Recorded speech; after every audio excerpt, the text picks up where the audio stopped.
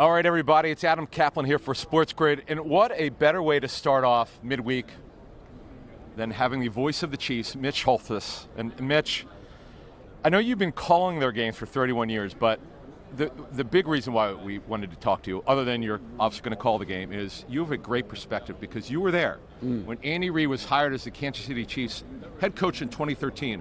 Here's my first question to you right now. What did you, A, know about Andy? What were your expectations? Because things had changed. Obviously, before Andy got there, he was let go. So what can you remember, and it's a long time ago, it's 2013, what can you remember about Andy and what were your expectations early on?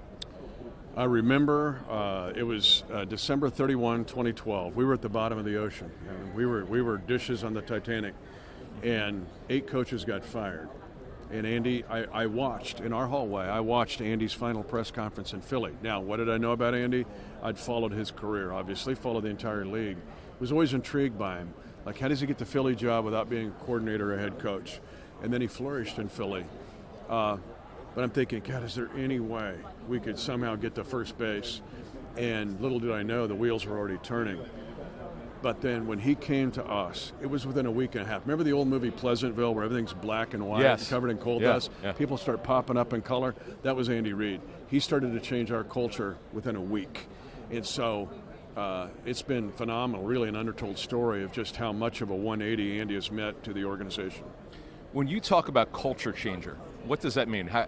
What, from a guy who's been there now 31 years, what does that mean for the Chiefs and yourself?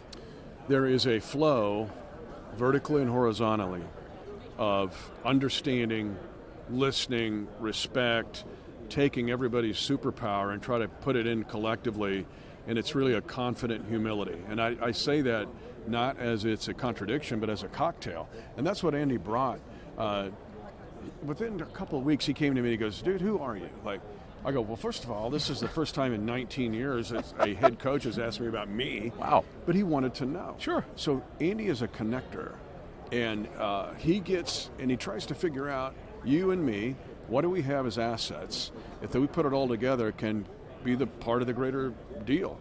And I found out since then, Andy needed the Chiefs Kingdom as much as the Chiefs Kingdom needed Andy. I don't have to tell you, because the last year was not, and to lose Garrett and during training camp was brutal for them. And he and Tammy had to find, where's our next spot?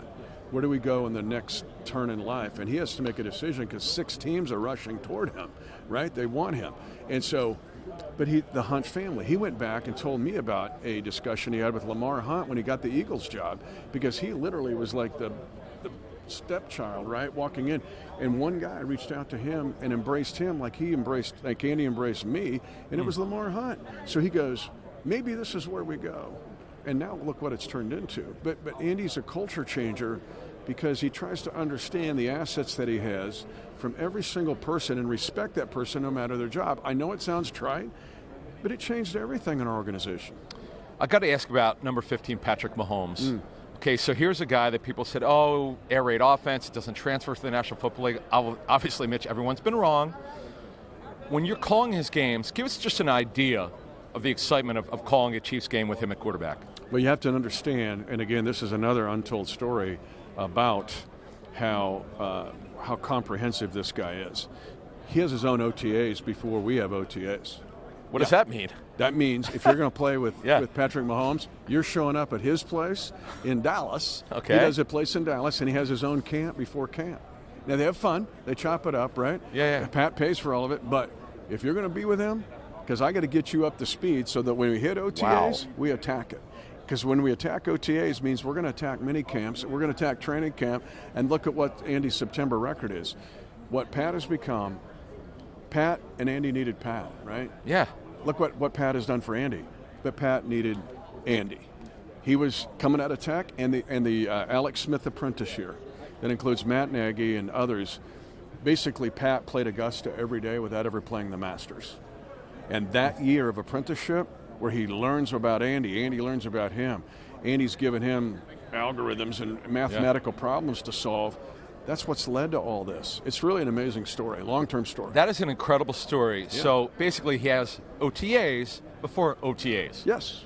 And, you heard it. And if you're going to play with Pat, you better have your homework down. Yes, sir. All right, now we've got the rematch of 2 years ago, Philly versus Kansas City. What are your thoughts coming up for this game here? Well, Philly has just proven what prevailing thought in the league is that you've got to throw a lot to win. No, they've just proven that, because if you get big plays from Saquon Barkley, he set an NFL record with 7 60-plus touchdown runs. Basically, you replace the passing game with home runs in the run game. And so I've been very impressed with them. The other thing I'm going to give Howie Roseman some credit is the fact that how well they've drafted, especially in the defense. I've sat there and watched these drafts, and I see them get – Quinion Mitchell might have been my favorite guy in the entire draft out of Toledo, right? I loved him. Or to get Cooper DeJean, who's like in our neighborhood, right? Ida Grove, Iowa, a little bitty town. And so the point is they've drafted well on defense. Offensively, they've become explosive in a different way than people go, oh, you can't win that way. Yes, you can. And then so I just think this is a really tough Philadelphia team, and they've proven it. All right, for the voice of the Chiefs, that's Mitch Holthus. I'm Adam Caplan. We'll speak to you soon.